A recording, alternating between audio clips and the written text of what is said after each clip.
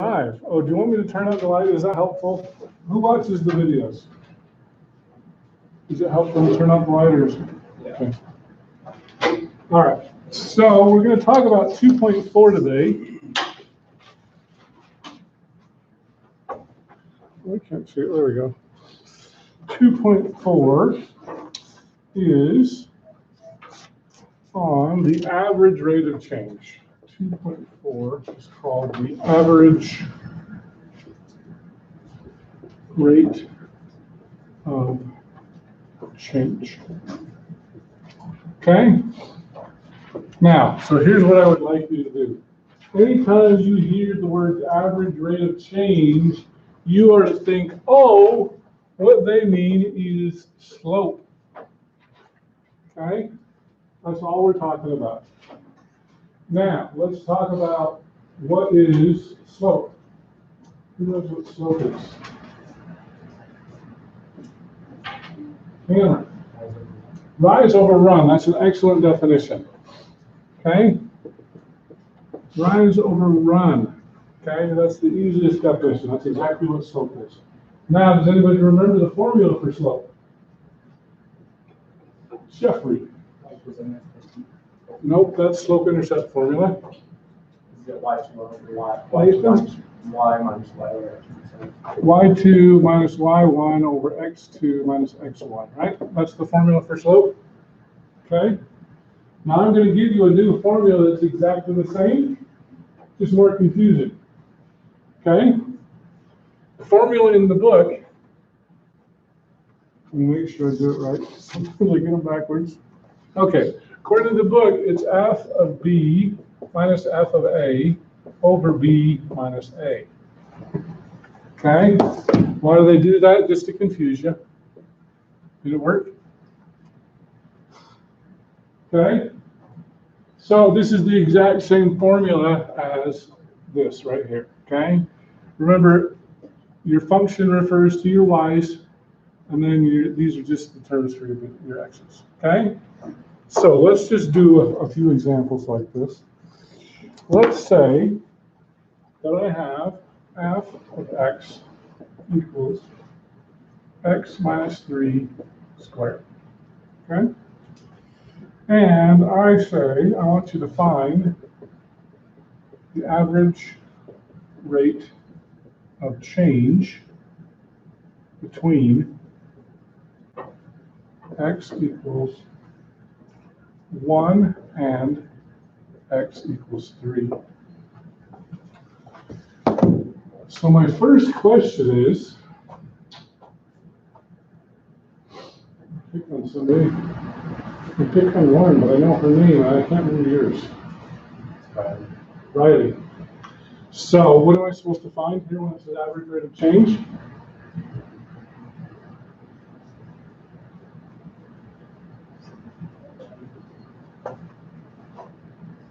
Slope. Okay? So, now the next question I have is, do you know, if you were to graph this, what this looks like? Who, do you want to phone a friend? Who's your friend who knows what that looks like? Jeffrey. So it's just points on x equals 3. Say it again. Just move it over to the right. And it's a parabola. It's a parabola. That's what I was looking for. It's a parabola, and because it's in the parentheses, we're going to move it to the right 3. It's going to be a parabola facing upward, just like that.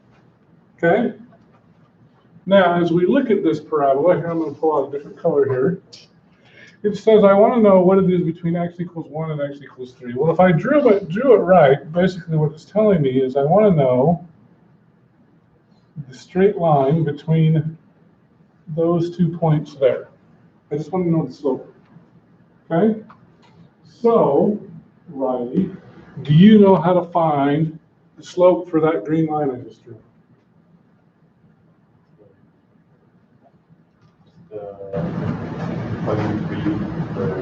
Yeah, we're going to plug it in this formula right here, right? The bottom is really easy. If we call that A and that B, the bottom is what?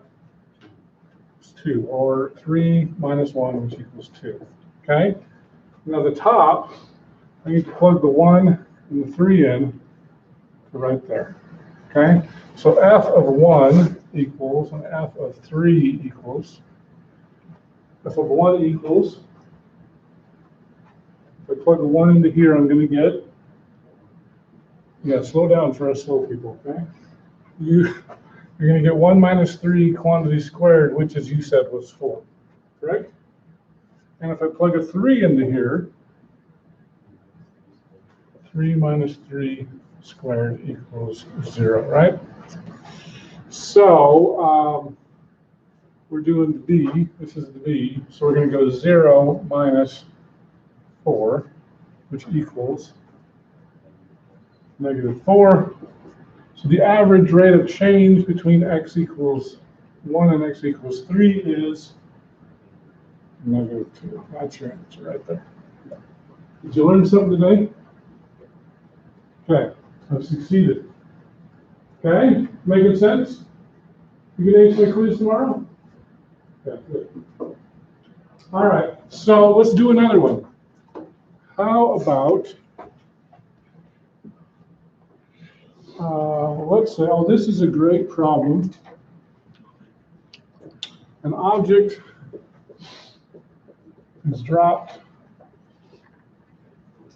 from a tall building according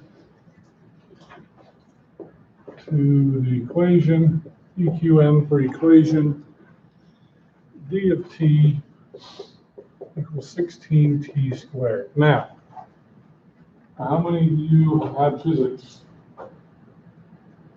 2 people? How many of you are going to take physics? Okay? You're going to see this problem a lot. Okay? So, we want to find the average rate of change between t equals 1 second and t equals 5 seconds. Okay?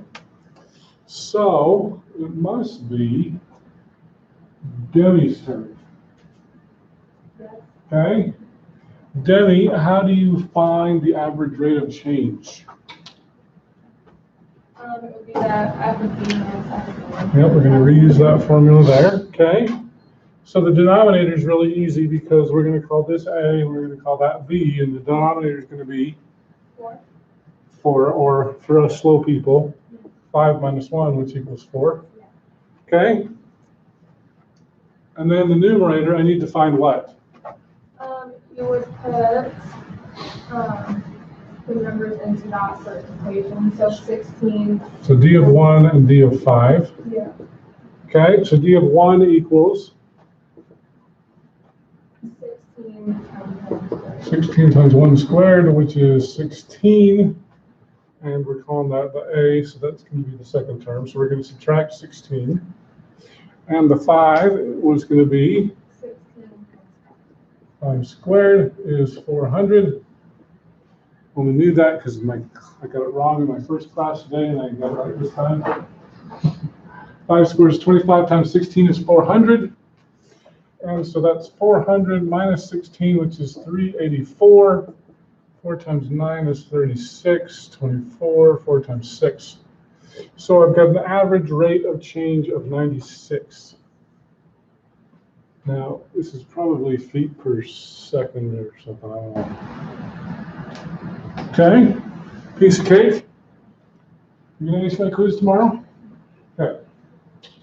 All right, it must be, this is good. I'm gonna pick on Bailey this time because I know she's gonna get this one right. Okay, what if I said we're gonna use the same equation here, and I want your time to be A, and your time to be A plus H. Make me proud, Bailey. Okay, so we're going to call AA, and we're going to call this B. Okay, so let's do the denominator first, because that's easy, right? Yeah. Except for amount of or, you're supposed to tell me. kind of cameramen are you guys? Okay, so the bottom would be A plus H minus A. A plus H minus A, so the A's are canceled, and we'll be left with an H, right? Okay, and the top is going to be, So again, A for T, so that's 16A. okay, so 16A squared, right?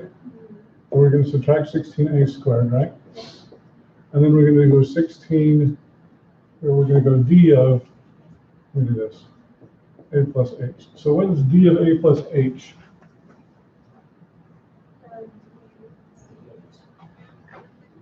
Say it again. 16 times what? A plus H? Squared, is that what you said? Yeah. Good, I was hoping. Can you FOIL that out? Yeah, so. So we FOIL that out, it becomes? So A squared plus 2AH plus H squared. And we're going to multiply the whole thing by 16, right? So this becomes up here 16A squared plus 32AH plus 16H squared. The 16A squared cancel out. I'm left with 32AH plus 16H. okay, so it would be nice to cancel those, right? How do I cancel that? Take out an H, and I'm left with 32A plus 16H all over H. So the H is canceled. I'm left with 32A plus 16H. Who's studying with Bailey tonight? Okay, you are. She's studying with herself. You guys should study with her. She knows what she's talking about. Okay? Feeling good? You guys all act like this is like a 6 a.m. class and you all have to sleep. Last semester I had a 12 noon class and they were all much more lively than you guys. They just like math more than you. Is that good? All right.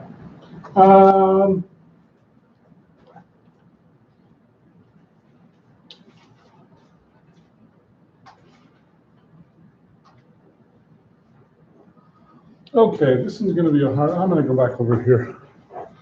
It'll be too hard to see if we go too far away. All right, let's do another one.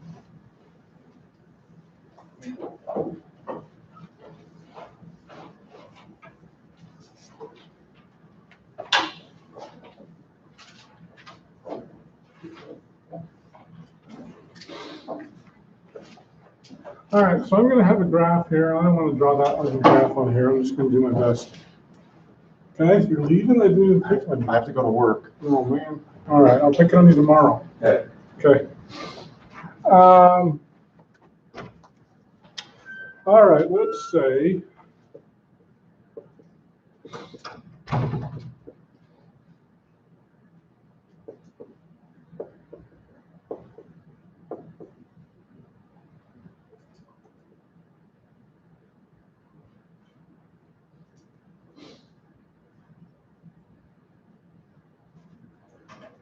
I'm just going to draw it like that. That's not exactly the same as in the book, but here's what I'm going to say. I want to say find the average rate of change between 10 and 14. Okay?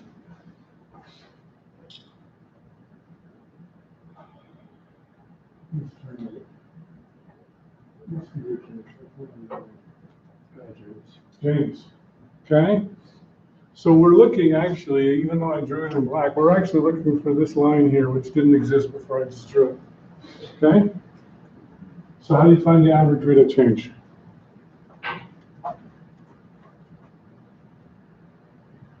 Would be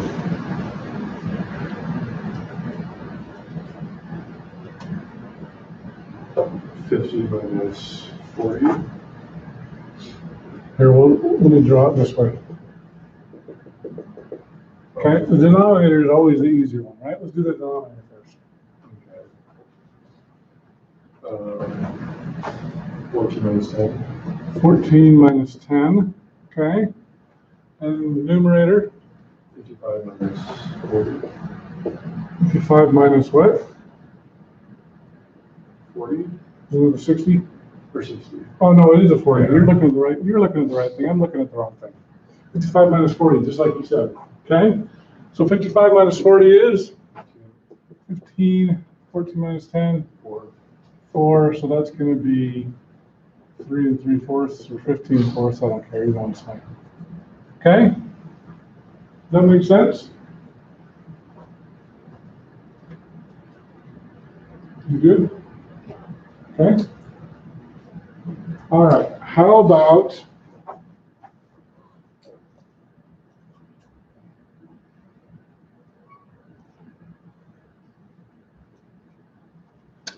this one? F of x equals 3x minus 5. And I say find the average rate of change between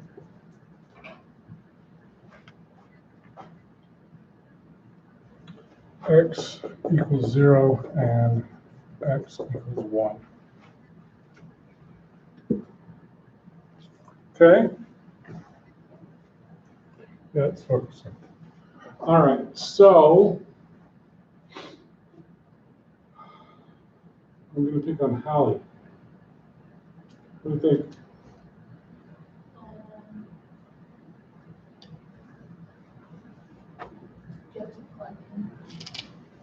Yep, we're going to use, I've erased the formula now, you got to remember it. The denominator, the denominator is easy. It's what?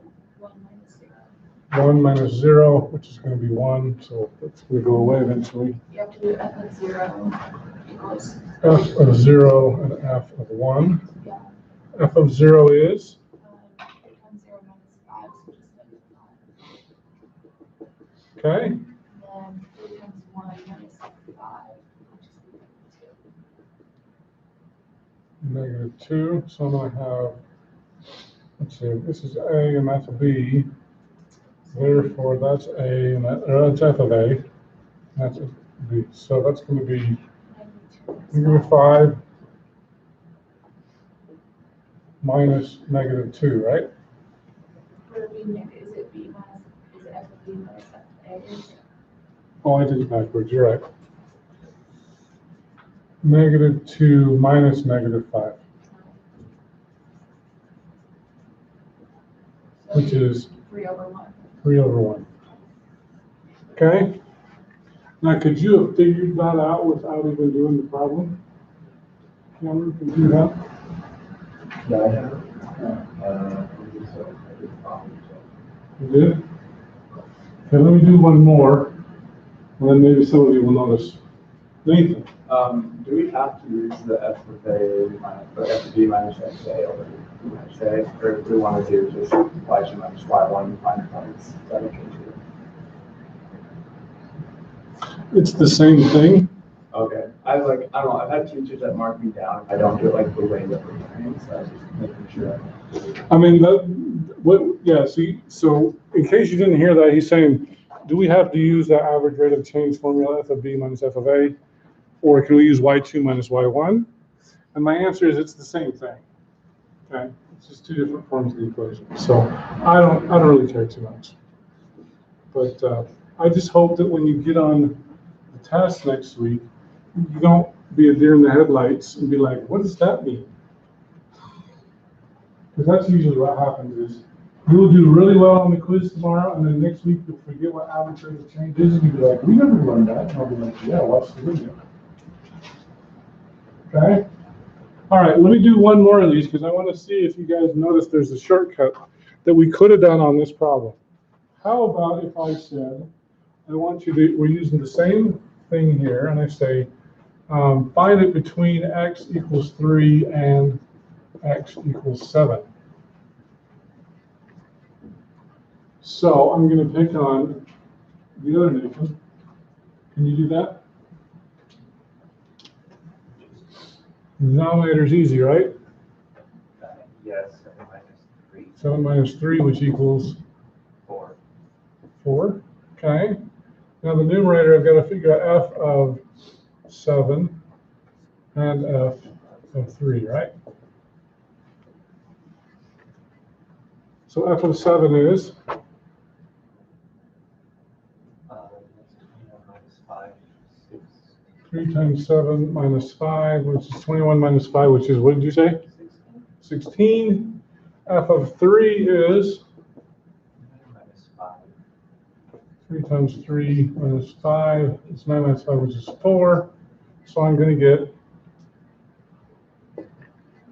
4 minus 16, right? 4, is it so 4 minus 6? It's 16 minus 4. Okay. 16 minus 4, which is 12 over 4, which equals 3, which is the same answer we got right there.